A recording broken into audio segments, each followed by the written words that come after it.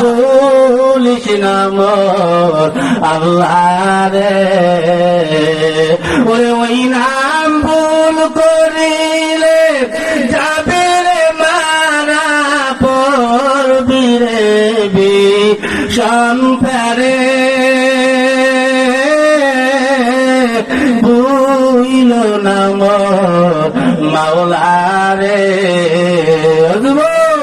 আরে বলিস না মোর আল্লাহ রে, বলেন আল্লাহ। কি খারাপ লাগে গুলা? আপন কে যেন তোমার গুরুকে মানো,